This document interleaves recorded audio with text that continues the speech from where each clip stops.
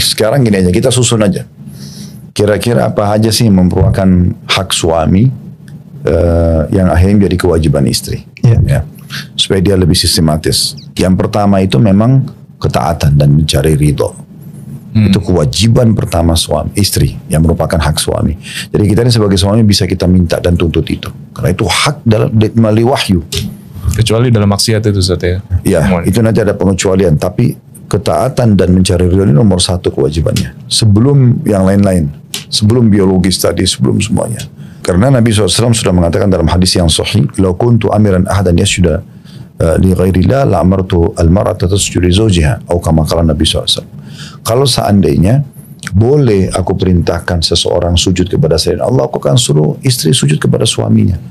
Jadi perbuatan yang paling tinggi, puncak penghinaan seorang hamba kepada Tuhannya itu pada saat sujud, karena dia meletakkan kepala yang mulia di tanah. Disitulah puncak kemuliaan yang luar biasa gitu, memuliakan Allah Subhanahu Wa Taala, dan itu puncak penghinaan seorang hamba di hadapan Tuhannya. Makanya kata Nabi SAW, akrabu abdin ilallahi wa huwa sajid, paling dekatnya seorang hamba pada Tuhannya pada saat dia sedang sujud. Dan Nabi SAW datangkan perumpamaan itu, sujud yang merupakan paling dekatnya seorang hamba sama Tuhannya, dan ini bentuk penghinaan full seorang hamba kepada Tuhannya. Maka Nabi berikan contoh itu. Kalau seandainya boleh sujud ini, Nabi nggak jelaskan ruku, nggak berikan contoh i'tidal, nggak berikan contoh yang lain. Tapi kalau boleh sujud kepada selain Allah, saya akan suruh istri sujud pada suaminya. Nabi tidak sebutkan ini, tidak pernah disebutkan bahasa yang mirip ini. Misalnya saya akan suruh anak sujud pada orang tuanya, nggak pernah ada. Belum pernah ada bahasa, belum ada satu riwayat pun dalam masa. Tapi disuruh istri sujud pada suaminya ini ada. Dan ini kan memaknakan kalau bukan karena larangan Allah, maka saya akan suruh sujud. Dalam sebuah riwayat yang lain, pernah Muadz bin Jabal radhiyallahu anhu pulang dari Yaman setelah bertugas dakwah. Beliau tiba di Madinah, langsung sujud di bawah kaki Nabi SAW. Beliau sujud di bawah kaki. Nabi suruh berdiri, hai Muadz. Kenapa kau lakukan ini? Dia bilang, ya Rasulullah, di Yaman, di negeri yang saya berdakwah, orang-orang di sana kalau muliakan kepala sukunya, orang yang dituakan, pasti mereka sujud. Dan saya menganggap Anda adalah orang yang paling pantas saya sujudi. Maka keluarlah sabda Nabi SAW, tidak boleh hai Mu'ad. Kalau seandainya boleh sujud kepada selain Allah, aku akan suruh istri sujud pada suaminya. Jadi maknanya dalam sekali. Dalam banget. Dan kata Nabi SAW dalam hadis yang lain, langsung saya terjemahkan ke bahasa Indonesia.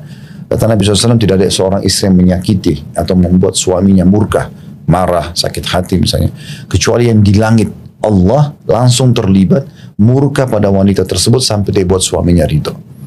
Jadi memang hubungan masalah keridoan suami membuat dia tersenyum, membuat dia terhibur, terpenuhi kebutuhan. Ini luar biasa ini. Ini langsung menjalin hubungan baik sama Tuhan Allah Subhanahu Wa Taala. Dan kalau dia rusak hubungan itu, maka dia rusak hubungannya sama Allah. Bisa dibilang ridho suami juga sama dengan ridho Allah nggak? Enggak. Dia datang setelah ridho Allah. Datang setelah ridho Allah. Ya. Oke. Makanya tadi saya bilang Ibnu Taimiyah mengatakan tidak ada hal yang lebih wajib bagi seorang wanita ya setelah hak Allah dan Rasulnya dibandingkan hak suaminya. Jadi memang luar biasa dalam sekali itu. Dia harus cari keridhaan itu. Dan dalam hadis yang lain juga kata Nabi SAW, sehingga saya riwayat Imam Ahmad hadis ini, tidak ada wanita yang meninggal dunia kemudian suaminya ridho. Ridho itu kayak merasa kehilangan. Karena selama hidup dia berkhidmat, dia betul-betul loyalitas terhadap kepada suaminya, kecuali pasti akan dimasukkan ke dalam surga. Masya Allah. Jadi apa aja itu kuncinya di suaminya. Jadi untuk istri kalau sudah menikah, tidak lagi dikatakan ridho orang tuanya akan menjadi penyebab ridho surganya atau masuk surganya, tapi ke suami. Ya. Jadi memang ini kedudukannya luar biasa. Maka oleh karena itu setiap wanita wajib memahami masalah ini. Betul-betul, dan setiap orang tua mengingatkan anak perempuannya. Kunci surganya istri di suami. Ya, dan ini poin pertama. Ini masalah keridoan dan taat. Keridoan dan taat. Ketaatan yang penting di sini adalah, tapi tadi Rama singgung, ya, ada pengecualian. Karena kata Nabi SAW, la ta'ata li makhlukin fi ma'siyati khaliq. Tidak boleh ada ketaatan pada makhluk. Di sini istri pada suaminya, anak pada orang tuanya misalnya, bawaan pada atasannya, masyarakat pada pemimpinnya misalnya.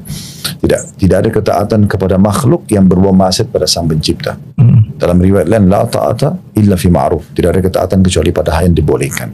Nah, selama suami itu ngajak sesuatu yang tidak ada bau haram dalam agama, tidak dilarang, kayak misalnya, tolong temanin saya di sini, ayo kita jalan sama-sama ke sana, ayo layani ini, ayo gini dan gitu, maka itu wajib bagi dia. Wajib nurut.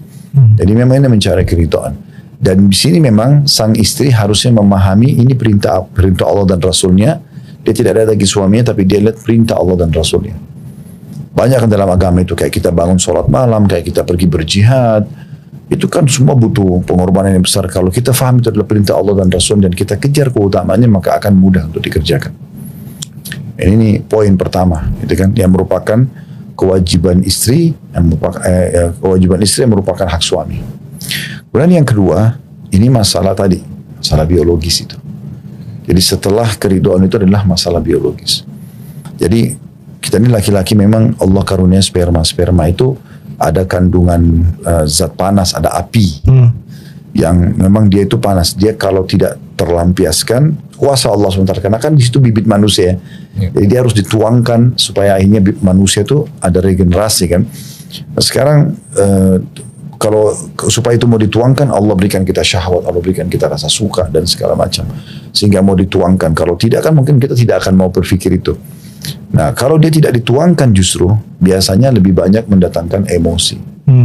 Nah, dalam rumah tangga itu banyak perempuan yang tidak paham. Suaminya emosional justru karena biologisnya terbengkalai. Tapi kalau biologisnya terpenuhi, tadi yang saya bilang, sebenarnya dari 100% pelayanan itu, 50% itu adalah biologis. Kapan dia bisa memenuhi itu, maka pasti hati suaminya lunak. Setuju, Zat. Lancar-lancar aja pasti semuanya. Ya Ram ya. Dan ini mungkin berbeda, mungkin anak nyebrang sedikit. Biologi suami ini sama istri berbeda, Ustaz ya? Oh, beda sekali. Itu sudah jelaskan panjang lebar oleh para ulama. Perempuan tidak punya apa-apa kecuali sel telur. Dan ini terjadi juga pada hewan, bukan cuma manusia. Mereka itu walaupun tidak terjadi interaksi biologis, mereka nggak ada masalah. Kalau laki-laki nggak bisa. Makanya santai aja dia.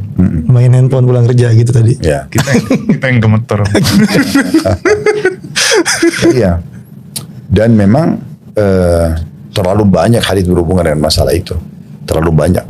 Bahkan saking pentingnya masalah biologis itu sampai Aisyah mengatakan dalam hadis Bukhari Muslim, Rasulullah SAW kalau menemukan kami sedang haid, berhalangan, dan beliau ingin menggauli kami. Berarti dalam kondisi beliau poligami ya, punya beberapa orang istri, tapi tetap aja wanita istri beliau yang sedang haid beliau gauli.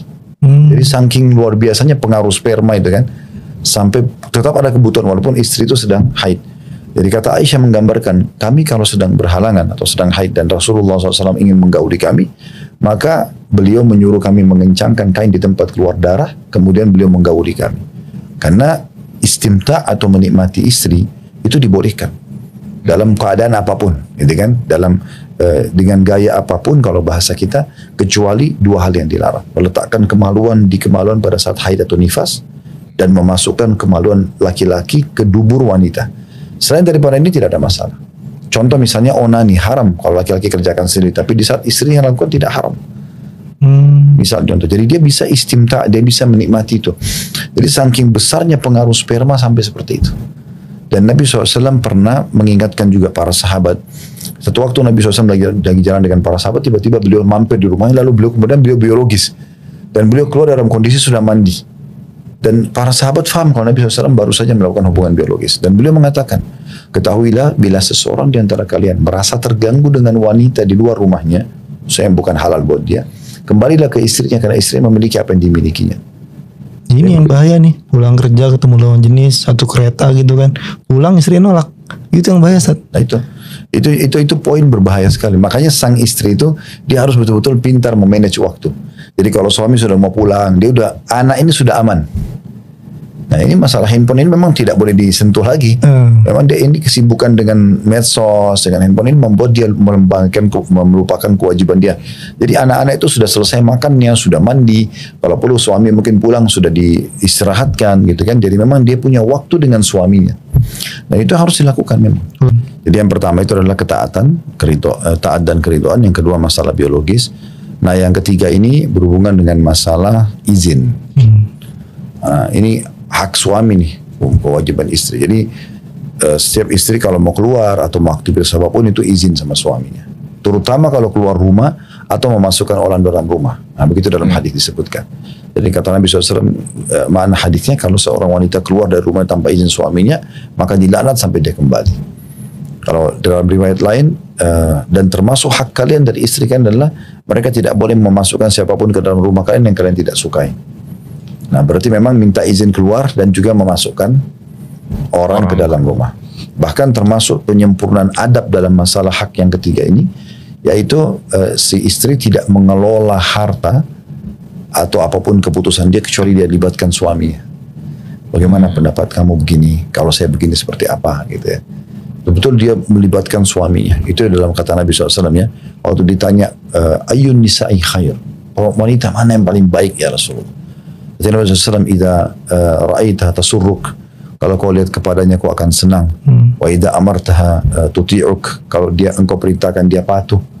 Wala tukhalif fi maliha wa nafsiha, dan dia tidak pernah bertolak belakang dengan keputusanmu sebagai suami di dirinya atau di hartanya. Nah itu wanita termasuk yang terbaik. Si istri wajib izin walaupun harus ke rumah orang tuanya. Wajib izin sir? Wajib izin.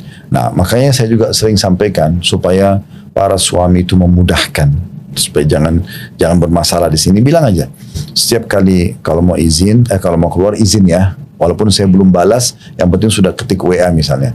Sudah informasi. Ya, saya izin ya kesini ya misalnya ya. Mungkin kita lagi kebetulan sibuk kerja, lagi di jalan tidak sempat, sementara dia urgent harus misalnya ketemu orang tuanya, ya kan? Atau harus bawa anaknya ke rumah sakit. Maka ini semua yang penting dia sudah menyampaikan. Tapi tidak boleh keluar tanpa izin. Tidak boleh keluar tanpa izin. Kemudian yang keempat itu juga tidak boleh melakukan ibadah sunnah, terutama di sini puasa sunnah. Ya, sementara suaminya ada kecuali dengan izinnya.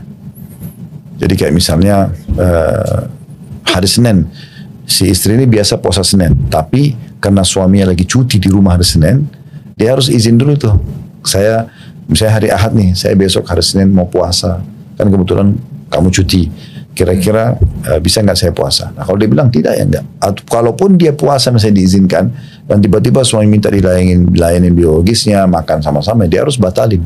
Karena kan kalau ketemu antara hak Allah yang wajib dengan hak makhluk yang wajib, kita dahulukan hak Allah.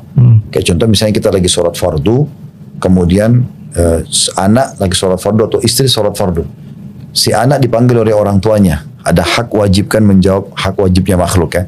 Saya ibu panggil nak atau ayah panggil nak, tapi si anak lagi sholat wajib, nggak boleh dia batalin sholat wajibnya karena ini hak Allah wajib ketemu dengan hak wajibnya makhluk. Tapi kalau ketemu antara hak sunnahnya Allah dengan hak wajib makhluk, misalnya contoh sholat tadi si fulan ini lagi sholat sunnah, dipanggil oleh ibu atau ayah, dia wajib batalkan. Nah, begitu juga dengan suami, dia suami lagi panggil istrinya. Di sini hak wajibnya makhluk untuk dijawab.